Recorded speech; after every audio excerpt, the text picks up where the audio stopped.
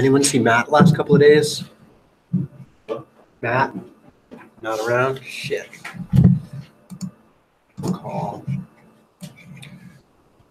Okay, so here we go. Polluted water is passed through a series of filters. Each filter removes 90% of the remaining impurities. If you have 10 million particles of pollutant in per gallon originally, how many filters would you need to end up with only 500 particles per gallon? All right. So we want to calculate what here? This is number 1 from 4 formulas.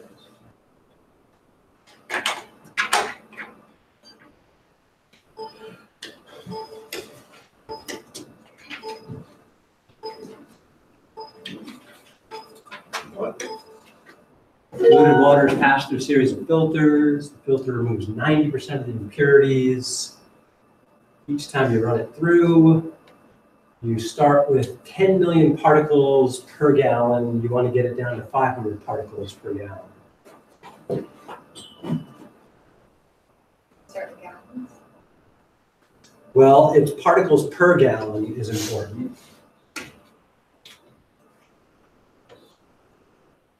$10 million particles per gallon. We want to get it down to 500 particles per gallon. So particles per gallon are what we're measuring.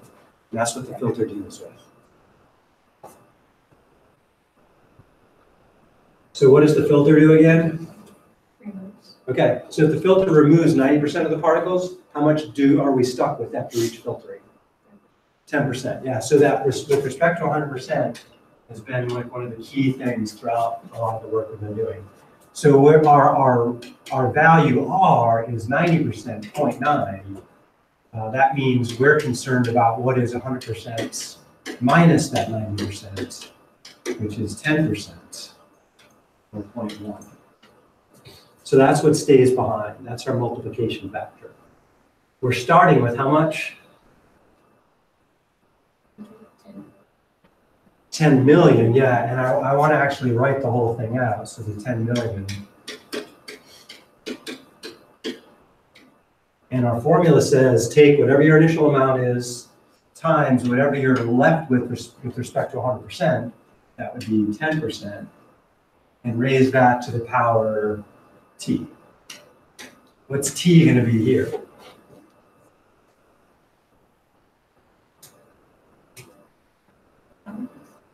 Nope, not gallons. Filters. Yeah, t is the number of filters that we're using, you could say. So every time I pass it through a filter, I'm left with 10%. And if I repeatedly multiply by 10%, that gives me that power. So t would be the number of filters.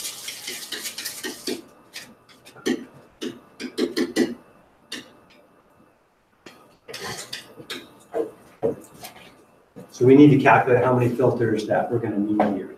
So where does the 500 come into play then? What do I do with that? Would it be equal to 500? Yeah, if we set it equal to 500, we can calculate how many filters we need. Yeah.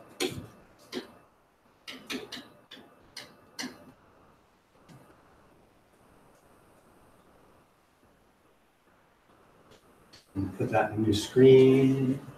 So do your best to try and solve that.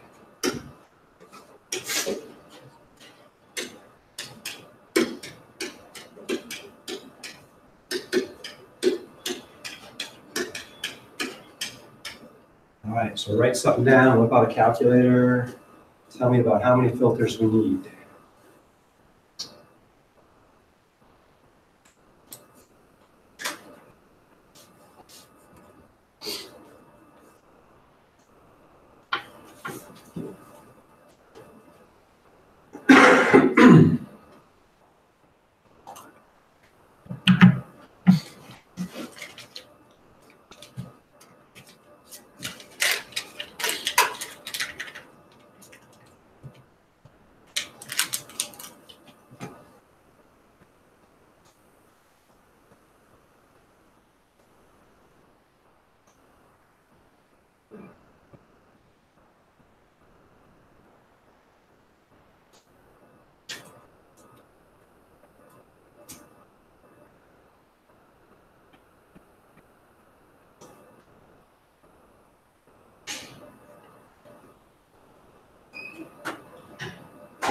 Just log then.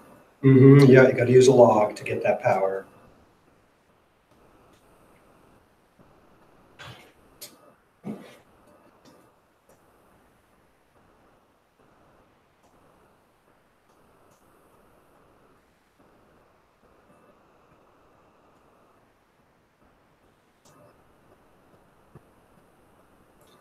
Anyone got a guess? 4 filters? Anyone else? What's that? About 4 filters, or do you mean about? It's like, well, I got 4.3. 4.3, okay. But it said usable filters. Yeah, so here's the question. If, like, just mathematically rounding, we would round that down to 4, right? But if I just use 4 filters, would I be under 500 or over 500 particles later? Under. Sorry. Yeah, so let's test it out. So that's a good question. So here's, let's first confirm Alana's result there. What do we do first here?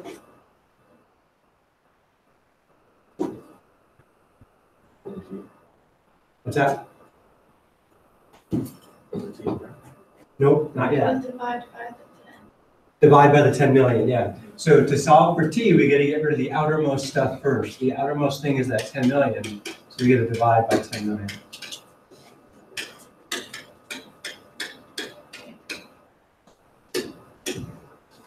So now I have 0.1 to the power t is equal to whatever that is. A couple of zeros, and then 1, 2, 3, 4, 5. Move the decimal 5 decimal places. That, right? Yeah. Okay. Next step. Robert? What? What's the next step? About log that T or something. Get it out. Yeah, we got to use logs to get the t. So one practice people seem to like from last time I remember was you could take a log of both sides.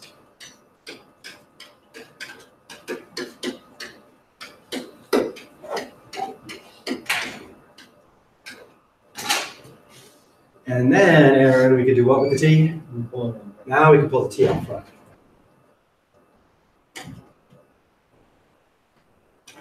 And then we can divide this log of 0.1 to the other side.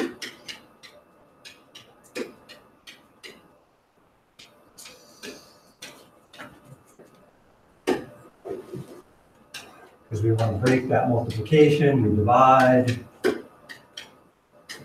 And so the log of 5.00005 divided by the log of 0.01 is approximately 4.3.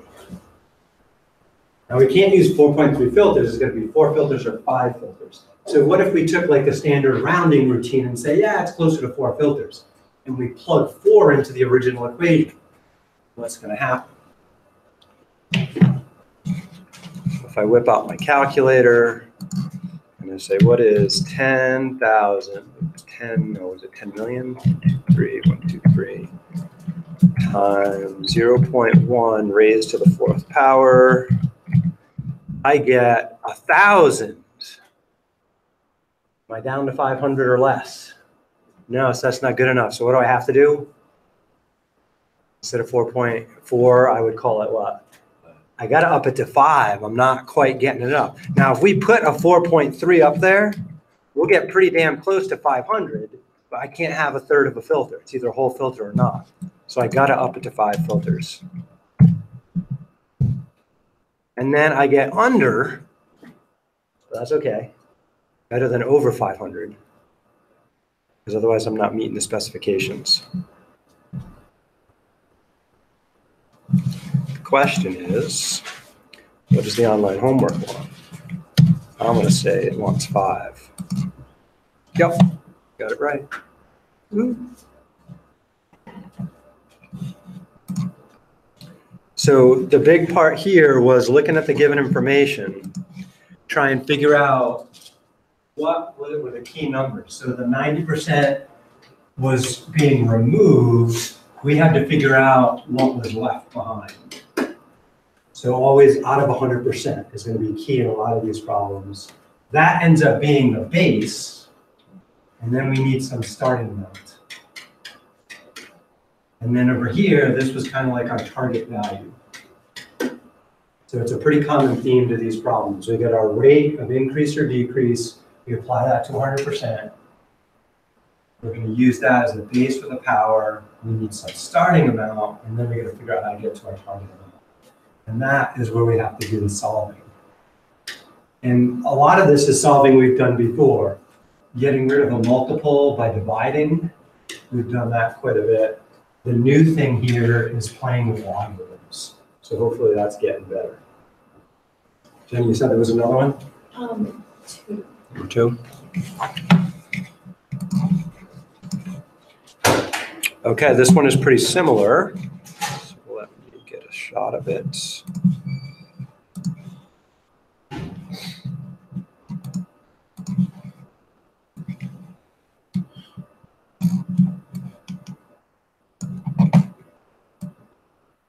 noticed Emily's not here. Was she here yesterday? She hasn't been here all week. Oh, shit. Okay, I'm going to get in touch with her, too. India is the second most populous country in the world. 2008, they had 1.14 billion people. That's a lot of people. What country comes close to India? Anybody know? China. Yeah, China has more than India, but India is pretty close. Population's been growing at about 1.34% each year. If the population continues at this trend, what will it be? Okay, so similar idea. This time we have a growth rate instead of a reduction rate. So what do we do first here?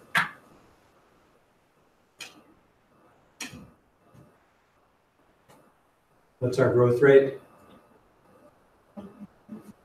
Yeah, 1.34%. And I want to rewrite that as a regular number. What's it going to be as a regular number?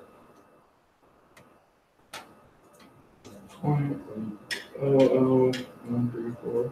Just 10, because it's 1%, so that goes in the hundreds place, and then the 34.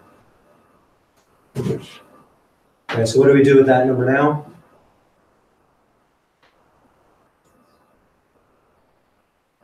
Times the start number. No, not yet. Not ready to do any multiplying yet. Subtract 100. Not subtract. Add, yeah, it's a growth rate, it's positive. So next thing we have to do is add that to 100%. So now we're going to have our what we call the growth multiplier.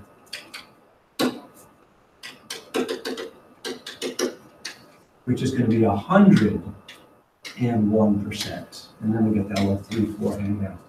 So that's our growth multiplier. Now we can multiply that by our starting amount. So we're going to say, let's measure in billions, since this says billion there, and that says billion there. I'm just going to leave it that way. So I'm going to have 1.14 times, so that's my starting point, 1.0134 raised to the power of t. This is my new amount. Now, before I continue, I just want to get a couple of things. I wrote down variables. I should make a note of what these variables mean. What do you think my A represents here?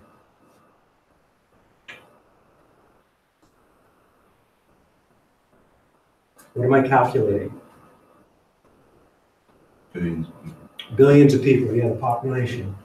So A is billions of people.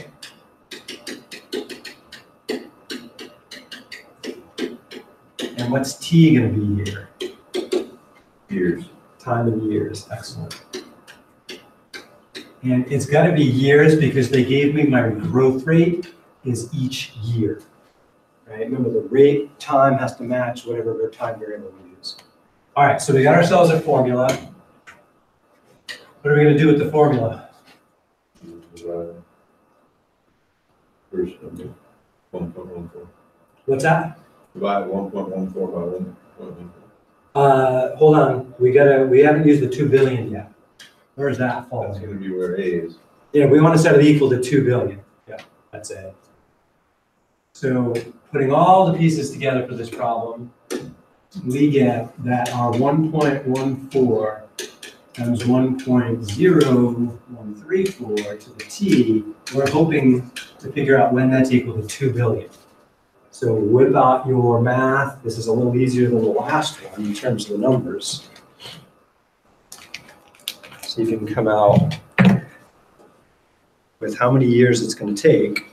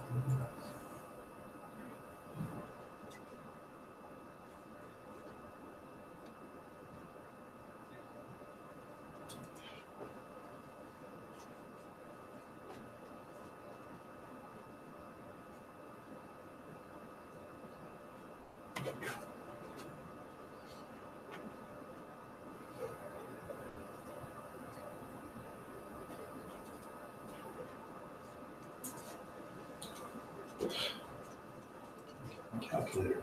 Right.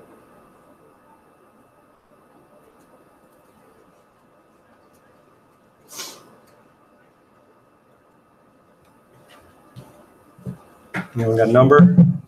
Yeah. What'd you get? 40. That's what I got. Okay. All right, so let's go through it. So first step would be to get rid of the division by multiplication by dividing by 1.14. And I don't actually really care about what that number is. I'm just going to leave it that way for now.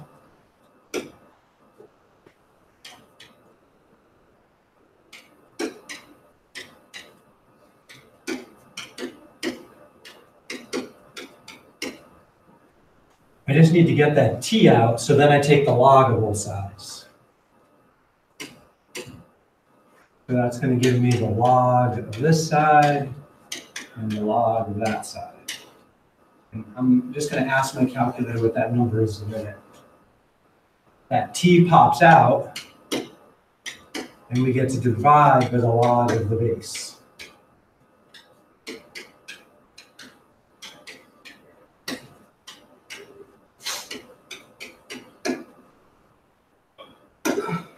So I'm going to calculate that number and divide it by that number right there.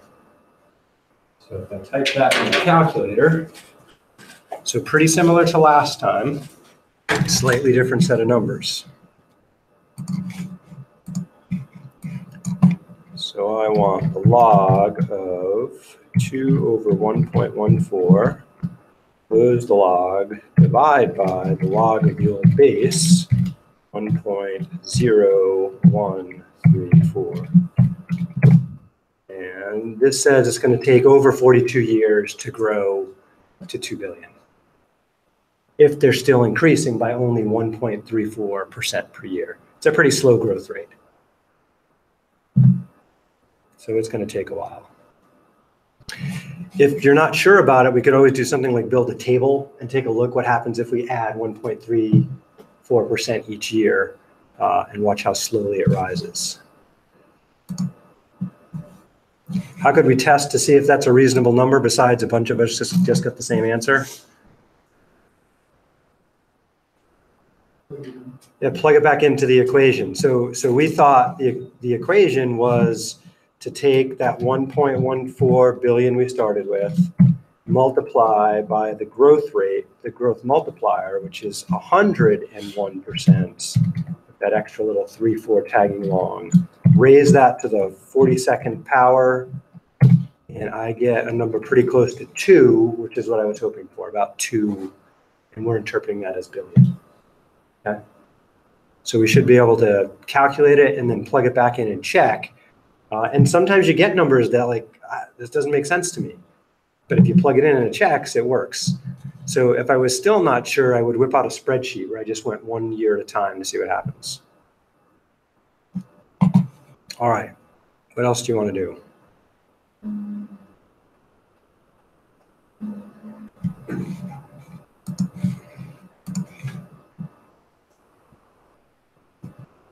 Okay. Let's see, screen.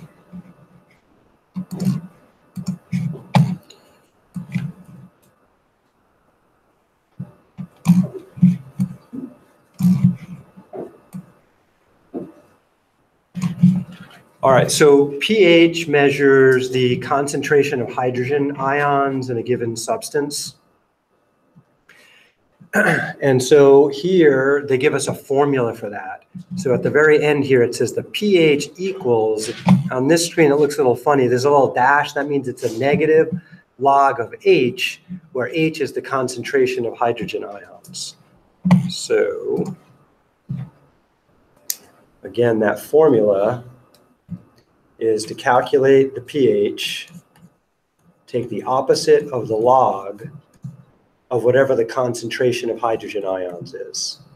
And here they're telling us that purified tap water has a hydrogen ion concentration of 10 to the negative 7th.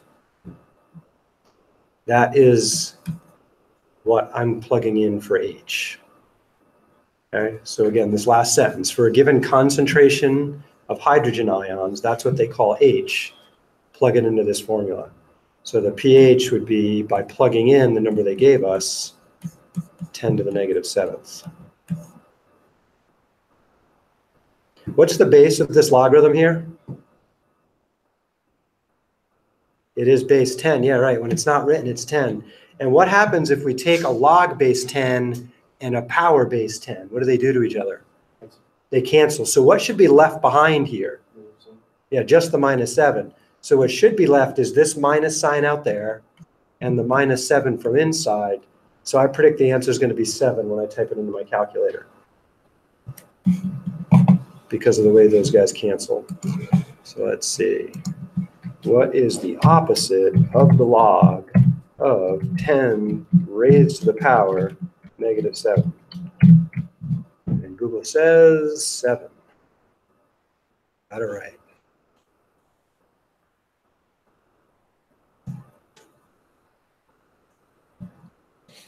All right, let's take a look to see if there's any questions on lesson 4.5.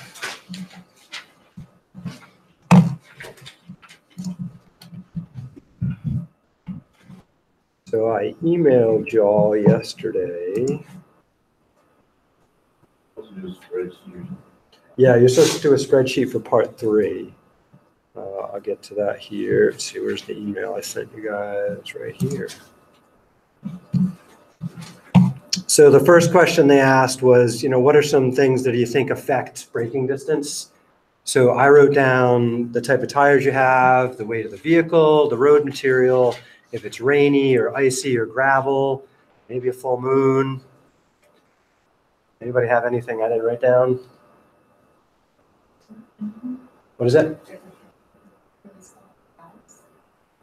Say it again, slope? What you said? Yeah, the slope's going to matter too. Yeah, if you're facing downhill, you're going to slide just because you're downhill. If you're facing uphill, that's going to be different too. Yeah, so that's a good one. Heat, yeah, definitely is going to affect it. Yeah, heat's going to have a effect too. Okay, anything else? Okay, those are all excellent. Good job. So then they asked to just guess, like, what do you think the relationship between speed and braking distance is it going to be? Is it going to be a straight line? Is it going to be a curve? So I just put a guess. I think as braking distance will increase as the speed increases. Maybe it's going to be proportional, straight line. I don't know. Next part was to try and use this crazy formula here. So V, this is super important, has got to be in feet per second. So anytime we're given miles per hour, we have to convert to feet per second in order to use this formula. So you guys had to remember how to do a conversion. D is what we're calculating. That's the braking distance in feet.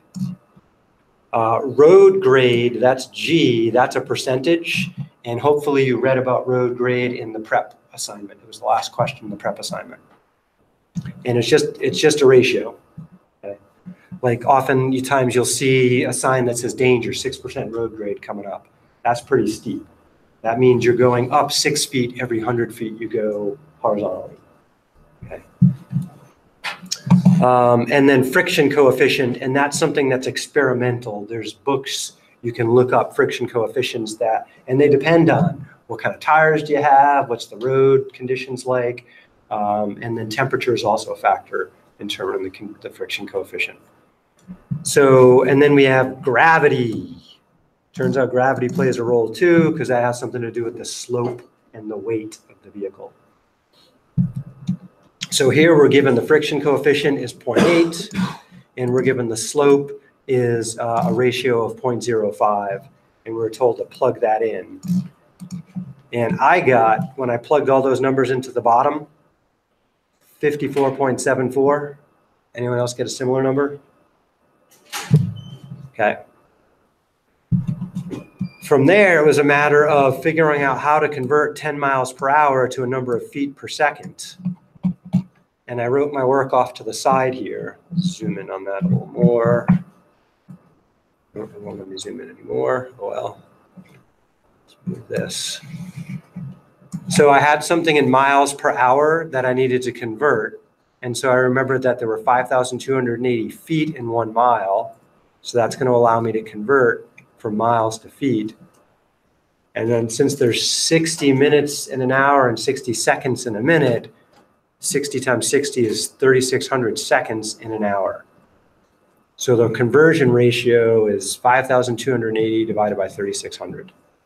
So I had to take each of these numbers and multiply by that. Can you see why a spreadsheet's a good way to go on this one right here? Because you just got to keep doing that over and over again. So I'm going to whip out my spreadsheet next.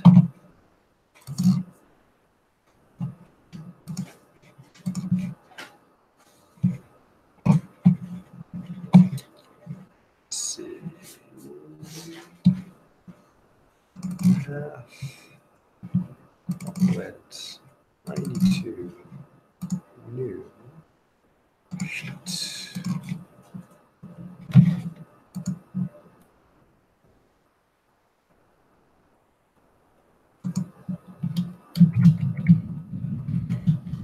Don't forget to give it a reasonable name. Bolt. You send me a lot of untitled files. All right, so things I need to know here. I could put my conversion factor in there, or I could just use it. I think I'm just going to use it. So I got a column for velocity. This one is miles per hour. I need another column for velocity. And that one's going to be feet per second. And I need another one for braking distance. And that one is in feet.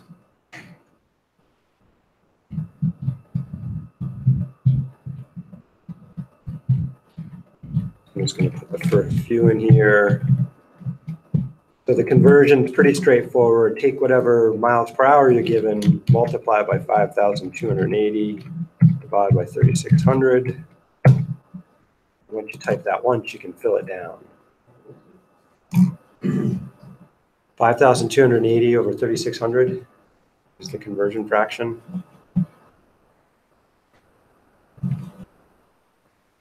To get the braking distance, I got to use that formula. And the formula said, take whatever feet per second you have and square it, and then divide by that crazy denominator. And I got a denominator of, what was it, 54.74. And I could always confirm that by just retyping it here. So I guess I'll confirm it. Let's see, the formula says take 2 times gravity. We're given gravity is 32.2 times parentheses, the friction, 0.8 plus the slope, 0.05. Close parentheses, close parentheses. All right, so I get about 3.9 feet for that one. Once I get the formula in there once, I can just fill it down and start using it.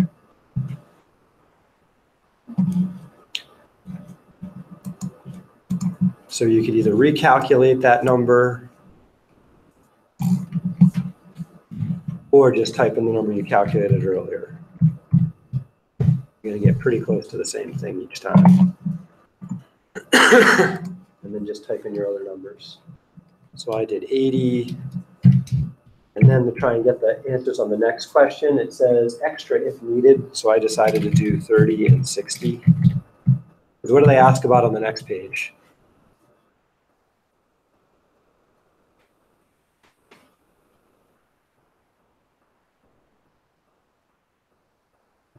Speed doubling. Yeah, what happens when the speed doubles? So I thought I needed another sample of the speed doubling, so that's why I went from 30 to 60. Because they ask over and over questions about doubling on that page there.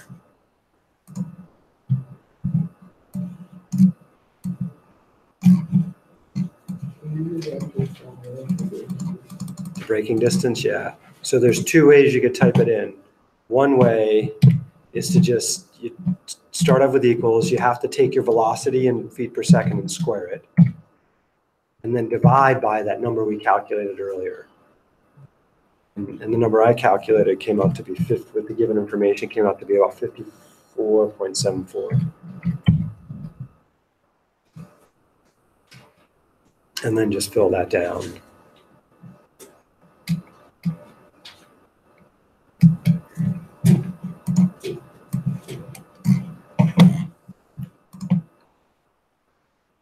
So the next question they asked, if the speed goes from 10 to 20, that's a double. How much longer is the braking distance? Well, if I take 15.7 and subtract 3.9, I get it's about 12 feet longer. And the next question they asked, well, how many times longer is it? How would I figure that out? Instead of subtracting the 2 numbers, what should I do? Divide them. Yeah. So if I want to know what times this number gives me that number. So to figure that out, I do it in reverse. I take the big number, divide by the small number. So although the speed doubled, the braking distance quadrupled. We got to figure out why that makes sense. Is that always going to happen? What happens when we went from 40 to 80 is another double in speed? How many times bigger is 250 than 62.9?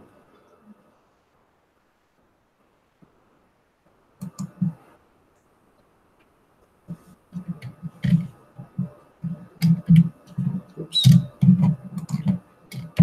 So subtracting them just tells me it's almost 200 feet longer. How many times longer is it? 4 times longer. That's kind of freaky. It came out to exactly 4 times each time. Right? So any idea how here it was a multiple of 2, here it's a multiple of 4 on the other side of the equation? Any thoughts as to why the 2 turned into a 4?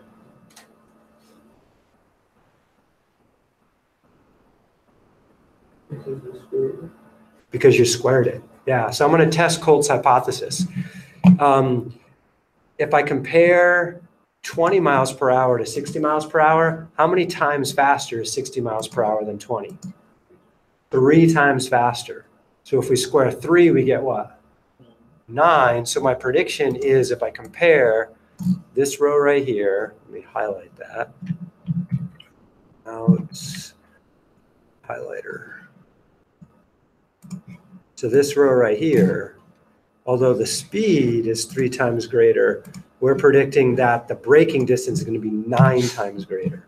So if I take this number, divide by that number, there it is, 9 times greater. Yeah, it's because we're squaring the velocity.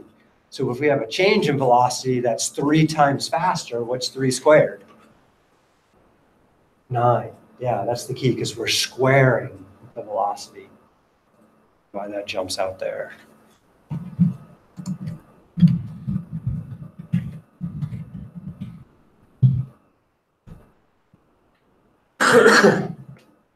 All right, so that answers most of the questions on the next page. So your task, if you haven't finished it yet, is to make a graph of these points and answer a few more questions.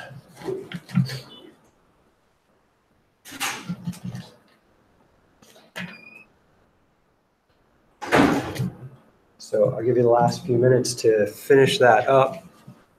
Either give it to me today or tomorrow. And we're going to move on to section 4.6 tomorrow. So you definitely want to get the prep started on that if you haven't already. And if there's any lingering homework questions from 4.5, we can take a look at those tomorrow.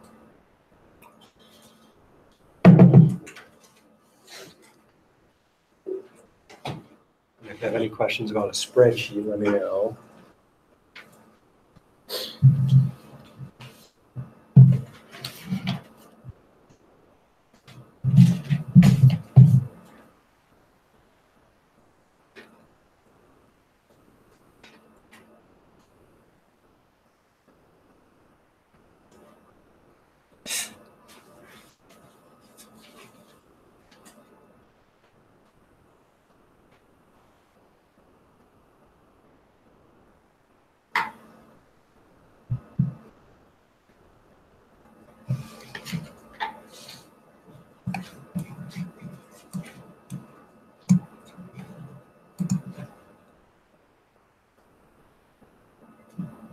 So you don't have to do a chart on the computer. If you want to, you can. I definitely want you to hand draw these points here. That's important, okay?